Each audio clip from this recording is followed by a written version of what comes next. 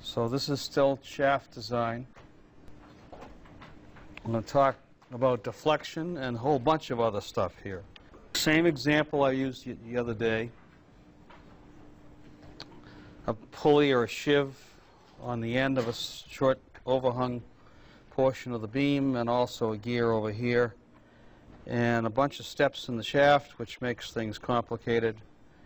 And I want to find the deflection due to bending and torsion too, separately. The bad news is that when you have step shafts, which is almost always, deflection calculations become a real bear.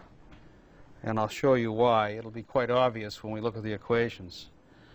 Now, the reason the stress calculations are not complicated by the steps, other than to have to use the right cross-section numbers, is that stress is a local phenomenon, local parameter.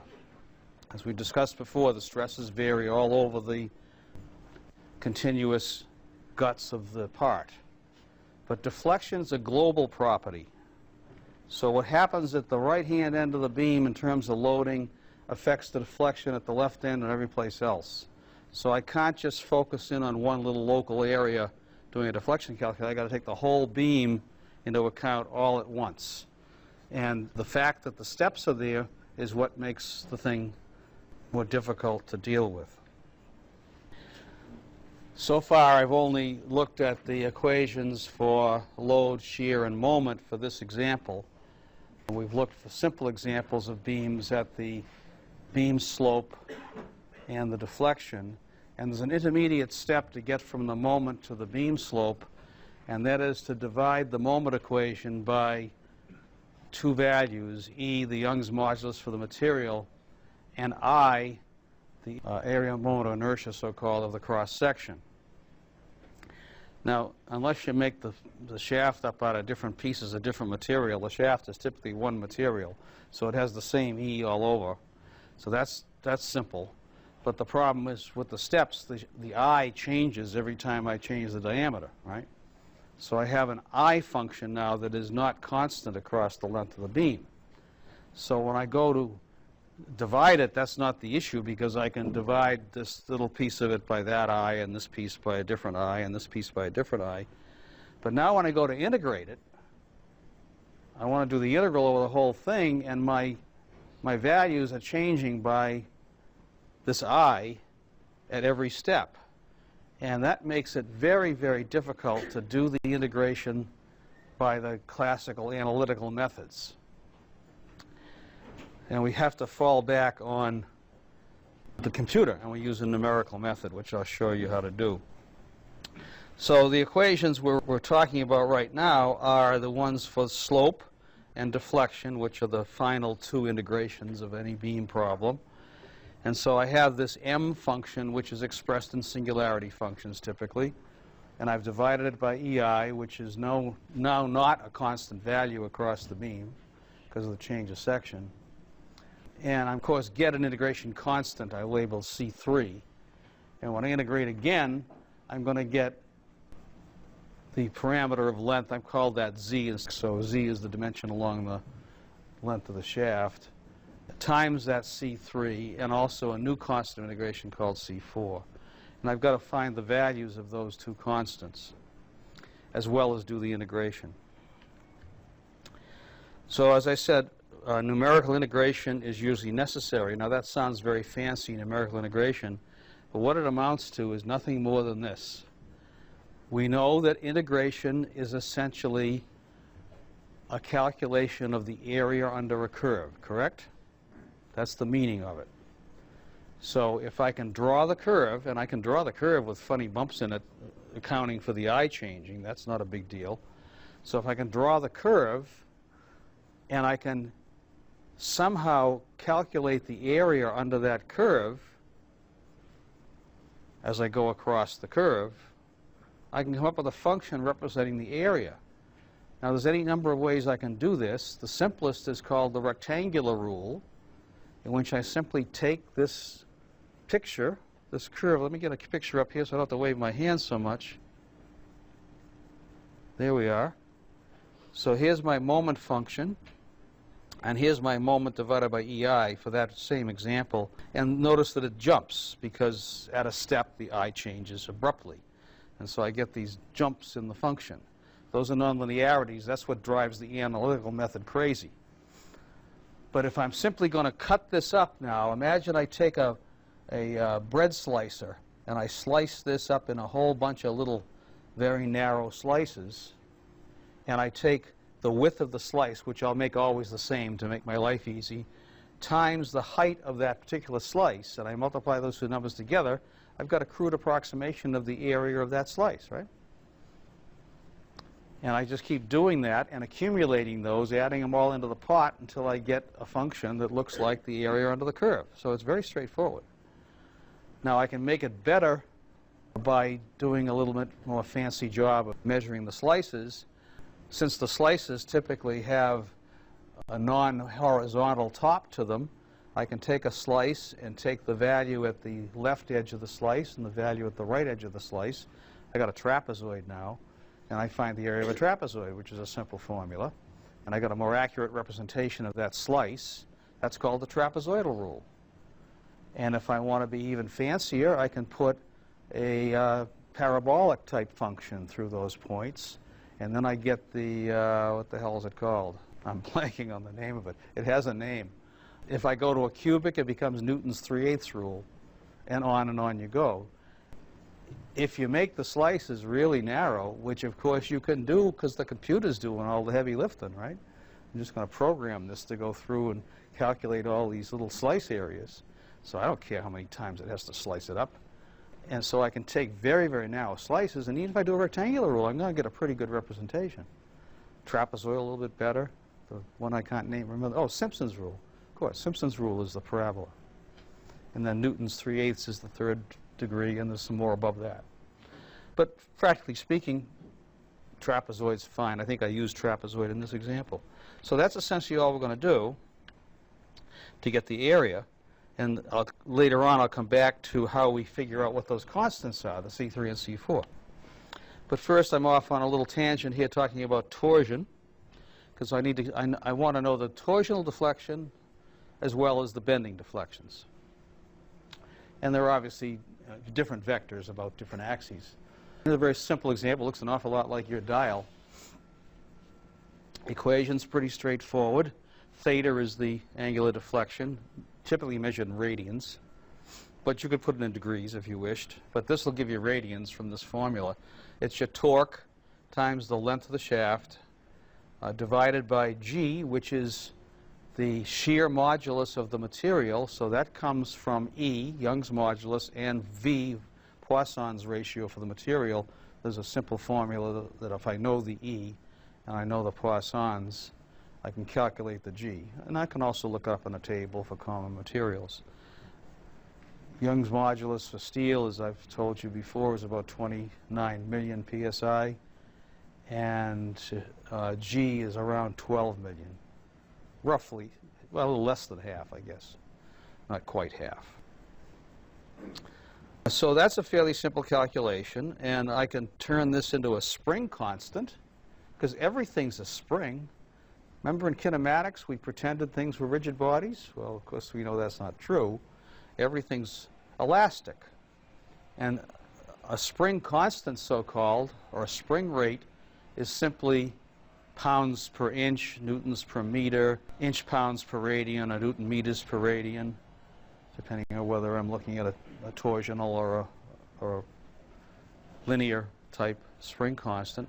So if I can get a deflection equation for whatever I have, every deflection equation you'll ever see has a force in it, or a torque, and it has a deflection, because it's a deflection equation. So it's got either an angle of some number of radians, or it's got a deflection of some number of inches or millimeters.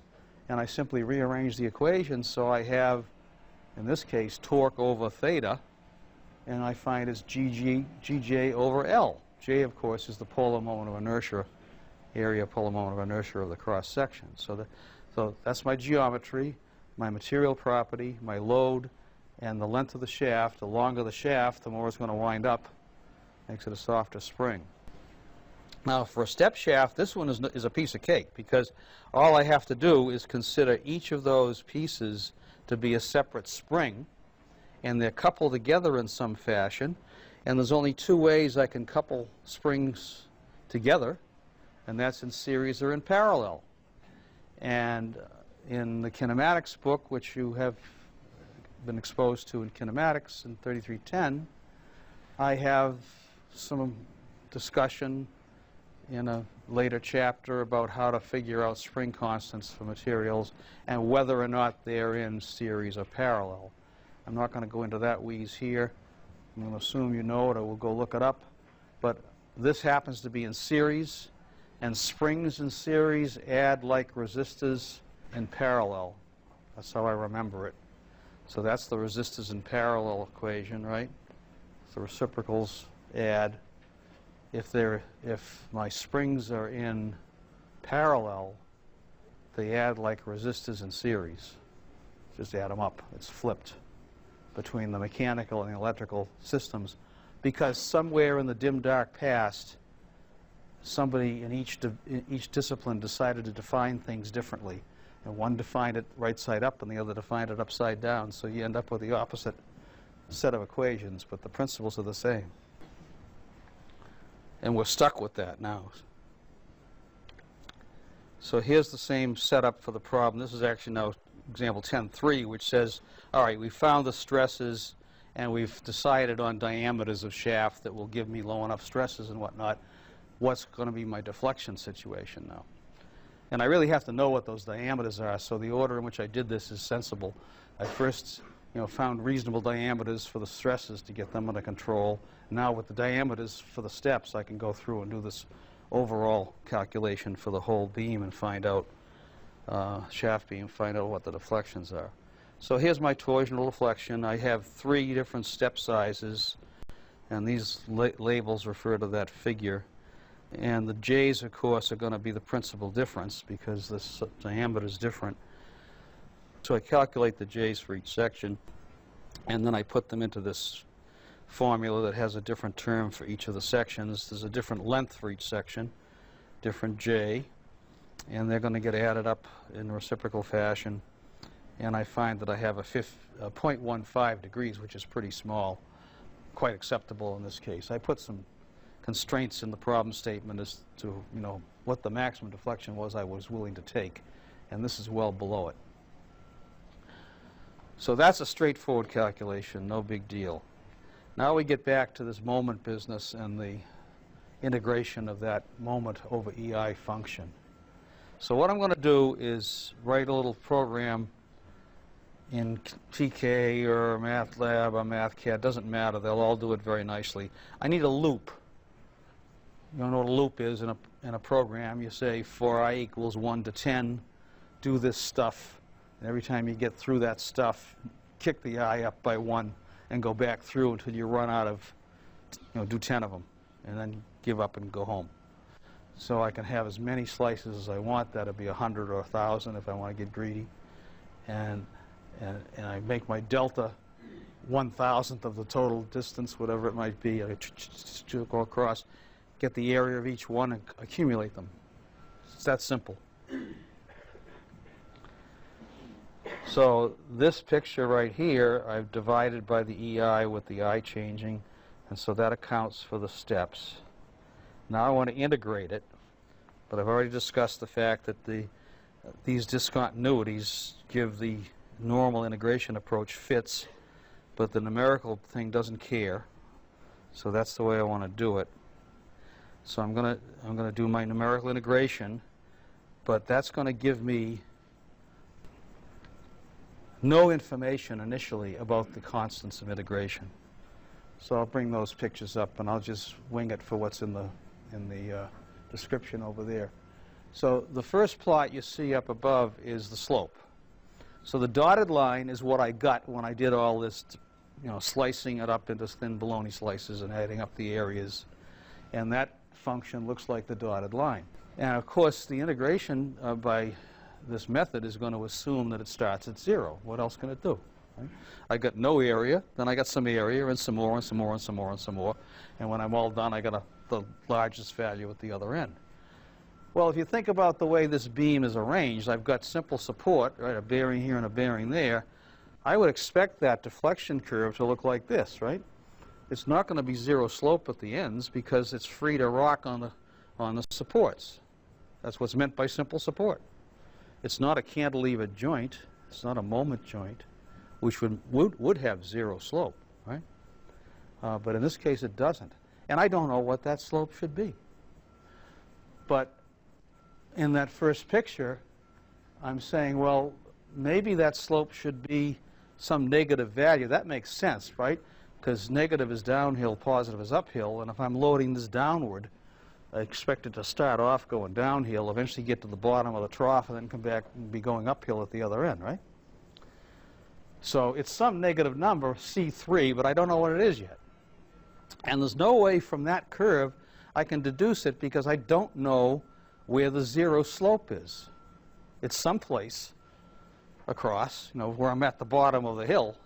That's my zero slope, yeah? So I just plunge ahead, and I integrate that dotted curve as I did with the previous one, and I get this dotted curve, which purports to represent the deflection. And it does, except for the problem that the constants of integration aren't accounted for yet, right? But I do know something about what the deflection should be at least 2 points, where it's supported, right?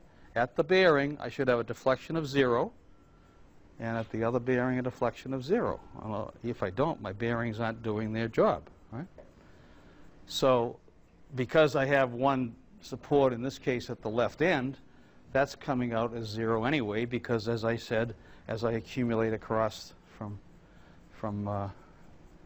left to right, or whichever way you do it, I'm going to have no area at the outset and gradually accumulate area.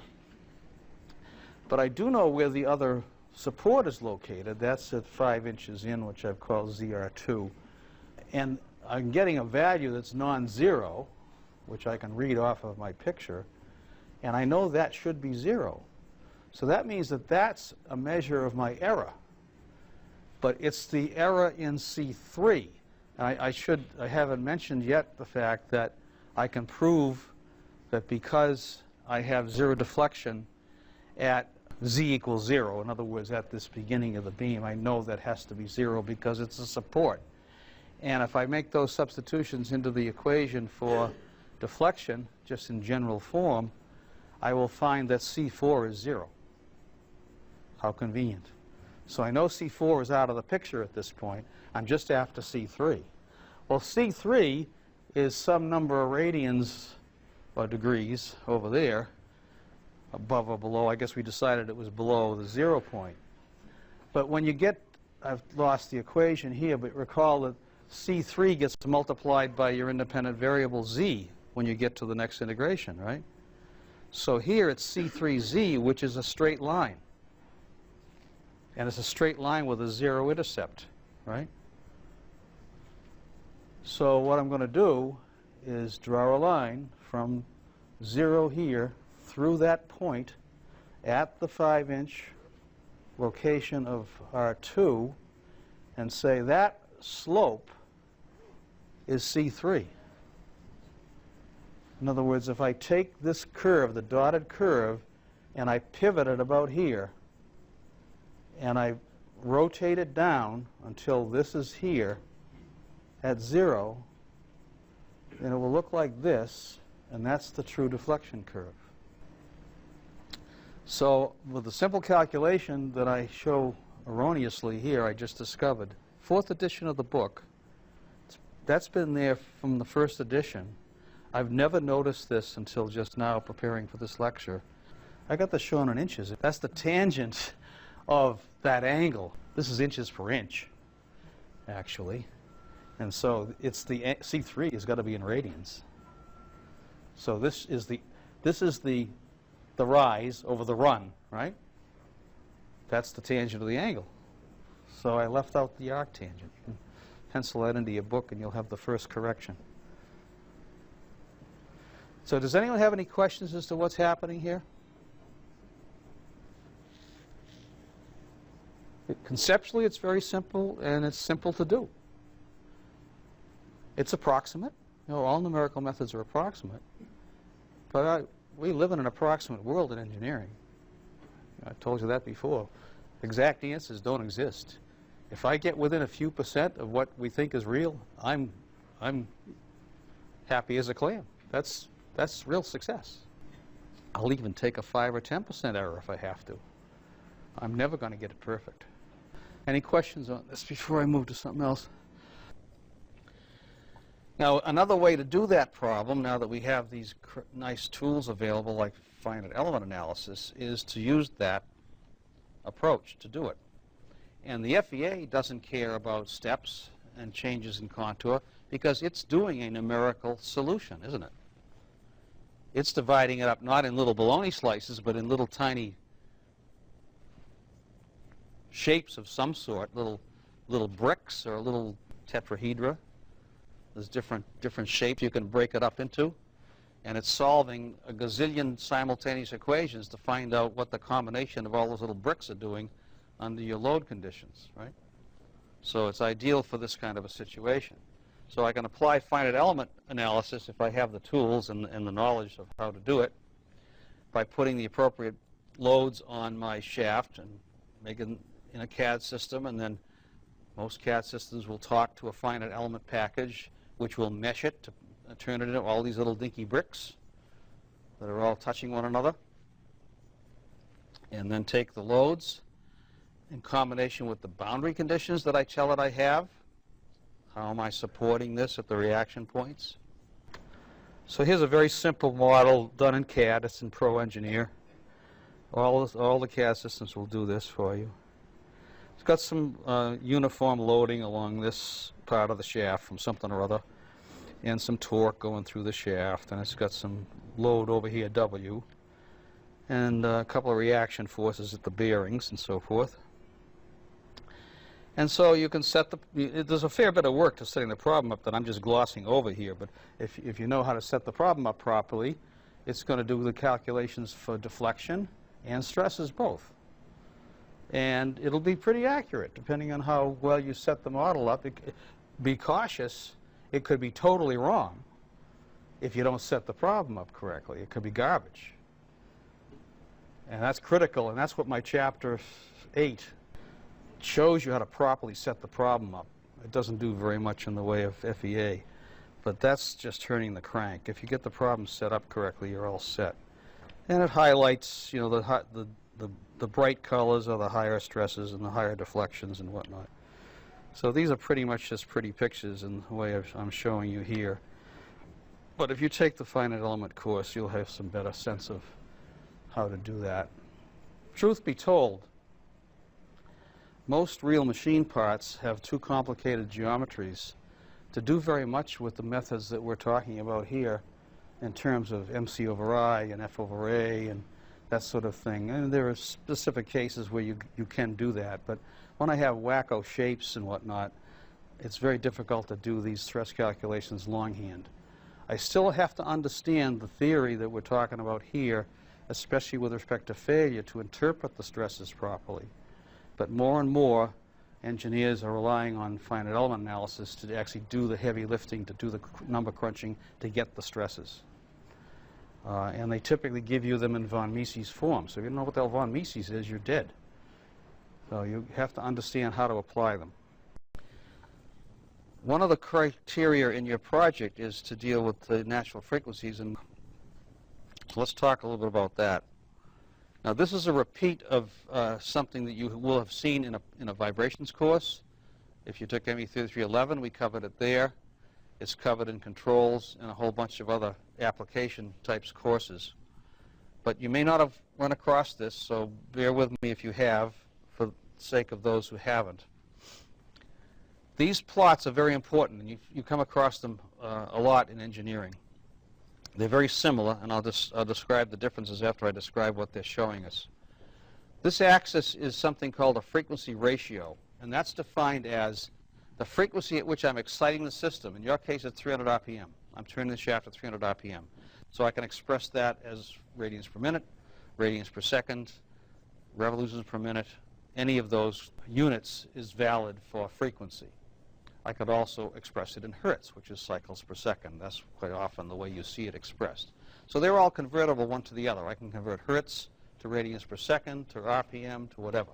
And they all mean the same thing, just a different unit. So WF is the speed at which I'm running my system. In your case, 300 RPM.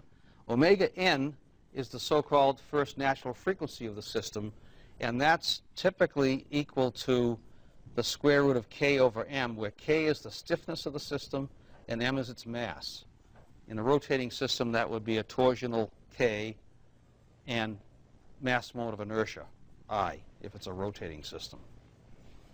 If it's a linear translating system, this is the linear spring constant and the mass. And I can express that as f sub n, which has the units of hertz, just by dividing by 2 pi. So that's the conversion between radians per second and hertz right there, the 1 over 2 pi. But these charts are made unitless by doing the division of the omega f by omega n and whatever units they're in, so it becomes unitless, and it's taken out from 0 to 3. So at this point, I'm turning 3 times faster than the first natural frequency of the system. At this point, I'm traveling about half of that is here. If I travel at 1 times the natural frequency, that's a condition called resonance, and I get a huge response out of the system. This axis is labeled amplitude ratio, and it's described as y out over y in. So think of y as deflection, shaft deflection, either torsionally or this way. And the y out is the deflection that I am experiencing because of this phenomenon, where the y in is the deflection I would expect statically, in other words, at 0. And that's normalized to 1 here. Okay? So what we're doing is we're taking the static deflection of the system under the loads that are applied, and we're comparing that to the deflection we observe under the dynamic condition at certain frequency ratios. And as you can see, we get a very large gain. Think of this number as gain, just an amplifier. It's an amplitude ratio. 5 or 6 times the motion, depending on the value of this parameter called zeta. Zeta, the Greek letter zeta, is pretty universally used in engineering to represent what's called a damping ratio. The damping is the resistance in electrical terms, or the friction or other type of damping in mechanical terms that's present in any system. And in some systems I have a lot of damping, in other systems I have very little. And in systems made of materials like steel and aluminum, I typically have very little internal damping because the materials are quite efficient at transmitting energy. They don't eat a lot of energy up. It more or less comes out the other end of the pipe when I put it through. So my damping is relatively low in systems we're dealing with, and this ratio is really a percent. So zeta equals 0.05 is 5% of something called critical damping. Now critical damping, I don't know if I don't show the formula here, is a function of K and M only. And I can find out the K and the M of the system. The M is the mass. I've got a CAD model. It tells me the mass. The K, a little more work. I've got to figure out what the deflection is under a given load, rearrange the formula so it's F over Y. That's my K. So I can always get my hands on the K and the M and apply the formula and get what's called the critical damping. Now, what does critical damping mean physically? Well, picture an automobile sitting here. It has springs. It has dampers. They're called shock absorbers at each wheel. And it has mass. It has all 3 components. And the shock absorbers, when they're new, are tuned to be critically damped. And what that means is if you come along and are strong enough or heavy enough to push the fender down with your hands or sit on it, so you compress the spring on one corner of the car, and you hop off the fender suddenly, the spring has energy stored in it. It rebounds. It comes up to the original height, overshoots slightly, and settles in one bounce and comes to a halt. If the shock absorber is all worn out, then what it does when I jump off, it bounces like this and finally settles out. Okay? If I put 2 shock absorbers on, which would be kind of silly, I have twice critical damping now. Now I jump off and it comes up real slowly, like this, and stops, and doesn't bounce at all. Okay? So why is it called critical damping? It's the amount of damping that gives me the fastest return to the original condition. So if I have less damping, it bounces around so long that it takes more time for it to get back to 0. And if I have too much damping, it also takes too much time to get back. It's like the 3 bears, you know. The porridge is either too hot, too cold, or just right. Well, the critical damping is the just right. We're typically looking at 10, 15% critical damping in these systems, so you're looking at a gain of about 4 to 5 if you happen to run at this speed. So this is why, and you were speaking to it in the previous hour, you had a ratio of 2 to 1, I think you said. And you asked me whether that was good, bad, or indifferent. And I said, well, I'd rather not be at 2 to 1 because then I'm up here around 1.5 times. If I could get it to 3 to 1, then I'm only paying a little bit of a penalty, right? And the books will tell you you'd like to have 10 to 1, which is way down here. You can see why. It's very difficult to get 10 to 1 in these physical systems, in these massy mechanical systems. So I've often been only able to get about 3 to 1. There's one system out there I designed that's at 2 to 1 because when I was called in to help fix it, it was at 1 to 1. And it was having problems, as you might imagine. So I managed to get it to 2 to 1, but there was constraints on how big I could make things because they already had the machine built, and there was only so much room to put things in. You had a question. Our forcing frequency was twice the natural frequency. Oh, you were the other way around? Oh, I misunderstood. I thought you were over here. You're out here. So that's really good because you're less than 1, except for the fact you've got to get through this thicket to get there. Right? Some systems do run out here, but they have to get through this in a hurry. Otherwise, they're going to come apart. So it's not considered very good to run out there. You want to be back here. So it was a bigger problem than I thought when I saw it. I had the numbers reversed on you. This one over here starts at 0 and ends up at 1. And the difference is this is forced. This is like your cam system. I'm pushing on it with a certain frequency, and I'm putting the energy into it that way. This guy over here is self-excited, which is to say my flywheel is badly out of balance. And I don't have the cam follower on at all. I just spin it up. And as I go faster and faster and faster, the centrifugal force gets bigger and bigger and bigger. And as I go through resonance, it has a similar effect. If I get beyond resonance, I'm out at 1. So these are just different ways of exciting a system, but the end effect is the same. So I caution all machine designers to always calculate this very simple formula, square root of K over M, for every design, because I've seen in my consulting career now a couple of instances where they didn't do that calculation, and Murphy did it to them. Murphy made it come out right on the money, 1 to 1, and the thing broke. And it will invariably break if you run it at that speed. So there are some fairly simple ways to estimate these natural frequencies, and here's an approach for a single disc on a shaft, and this is described in more detail in the book. With a step shaft, I've got to go through the summation of the individual L over J's. And if I have 2 discs on a shaft, then I will have a torsional node in between the 2. By node is meant a point that isn't moving at all. And so this one's going counterclockwise while that's going clockwise and vice versa. So they're going back and forth like this all day long. And of course, these oscillations, these vibrations, are putting deflections in the shaft, which are then creating stresses, and it's time varying, and it's leading to fatigue failure. So if you don't correct this problem, it's liable to go to failure fairly quickly. We also have the possibility of bending natural frequencies. So here we see a shaft with 3 gears or something on it, and there's a method called Raleigh's method, and you may recognize the name. He lived a long time ago. Omega n is g times, that's gravitational constant, I think, sum of the moments, the masses rather, this is little m, it's mass, times the deflections at each of the masses, that's the delta i's, over the same summation, but the deltas are squared. And this gives you, it's an approximation of the first natural frequency, but it's not a bad one.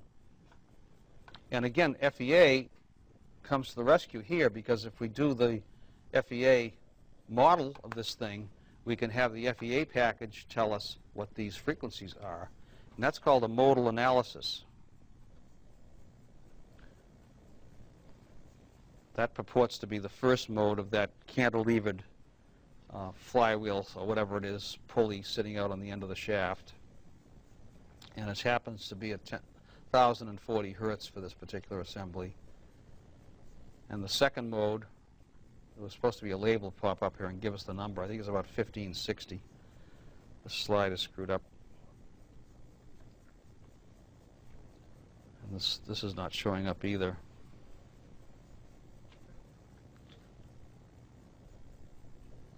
Now it shows up. I don't know, 1340. See, they're pretty close together. So I would want to avoid all of those, but if I stay below the fundamental, the first one, then I'll never encounter the others, maybe. Right? Okay, that's a very, very brief overview of shaft vibration. Keyways, we've already talked a bit about the stress concentration issues here. This is describing different types of standard keyways. This is the simplest one, just a square piece of stock. And it's got a groove in the shaft that absorbs half of the height, and the other half of the height is in the gear or whatever is attached to it. They also make tapered keys, both with and without a gib. The gib is there so you can drive it out. These are intended to be jammed in, so there's no wiggle. One disadvantage of the rectangular key here is if I don't have a tight fit in the key, I can get some rattling going on, and that can cause impacts and failure. Woodruff keys are typically used in low-power applications. There's a special Woodruff key cutter that's just a circular cutter. You just drive into the shaft to make a semicircular dent in the shaft to drop the key in. And there are standard key sizes and set screw sizes to go on top of them. Typically what you do is put a set screw down on top of the key to keep it from rattling around, and also to keep it from coming back out, working its way back out the slot. You have to put a keyway slot in the shaft, of course, and you can do that a couple of different ways. Just use an end mill and make a pocket like that, which is going to have stress concentrations on all sides, right? Fairly sharp corners. It might be at the end of a shaft, in which case you only have the concentrations at that end around the corner. This is called a sled runner keyway. They use a special cutter, which is essentially a horizontal mill, which has that radius, and you just run it in to the shaft and stop it at some point, and you have this run out, which is the shape of the cutter. So no matter which of these you pick, it's just a matter of which poison do you want to take.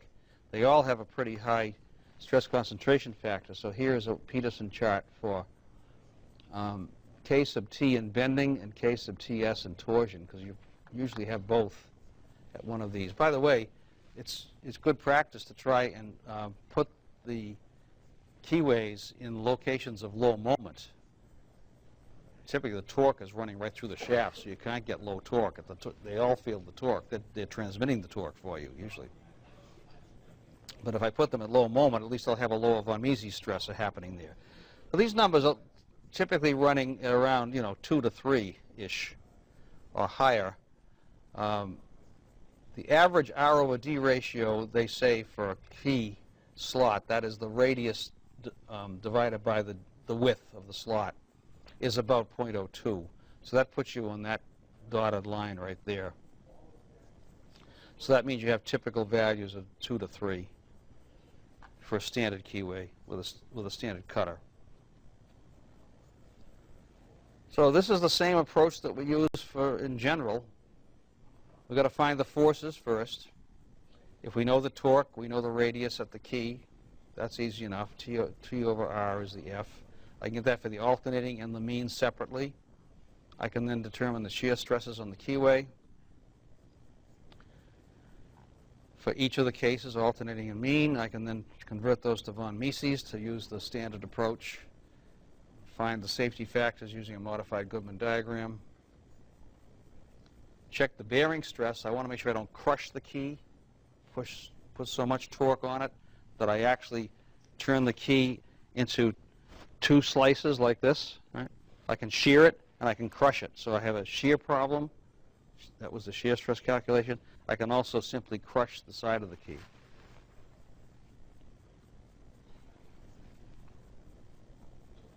And bearing failure is the crushing. So this is my safety factor in bearing due to the bearing stress. That's always compressive. There's an example 10.4 in the book that deals with that. If you have a lot of torque to transmit, you're much better off to use a spline than a key. For one thing, this is like a whole bunch of keys. So you've got teeth around the shaft now mating with teeth in the gear or whatever it might be. And where you're passing a lot of power, such as in your automobile, if you look at your drive shaft or transmission shaft, they're all splined to pass the torque from the engine into the transmission, from the transmission to the drive shaft to the rear end. And these spline teeth are standardized by both the U.S. and also the ISO, the metric difference standards. And we will look briefly at, we won't really calculate any splines in the gear section of the course. It's essentially the same problem as a gear tooth problem, because they are, in fact, gear teeth. So the advantage is I have more than one of them to distribute the load over. They're made fairly accurately. They have some nice radii in them, so my stress concentrations aren't as bad as in a keyway, and so forth and so on. I'll end here. I've only got 5 minutes or so to go. We talked briefly about this, I think, but in this class earlier on, but this is well covered in kinematics and also in dynamics about how we integrate the torque time curve to find the areas which represent energy that is being required to be delivered or being fed back from energy stored in the system, and we find out what the largest change in area is over a cycle, and we use that to calculate a flywheel size that will give us a certain coefficient of fluctuation, which we pick, which you were telling me today, even with 15% reduction, you were having a humongous flywheel. I think there's something wrong, and that number looked awfully big. We'll take a look at that offline, if you'd like. So I can get this down to a low roar by reducing the peaks. The average value does not change. The average value remains the same. But I'm storing energy in the flywheel during the periods when it's returned to the system, and I'm taking it back out of the flywheel. It's like putting it in the bank and taking it out of the bank during this cycle, put more back in the bank during this cycle, and so forth. And that reduces the peak torque required of my motor. My motor would have to deliver 34,200 units of torque up here. I'm now down to 8,700. So I can have a much smaller motor and lower power requirements.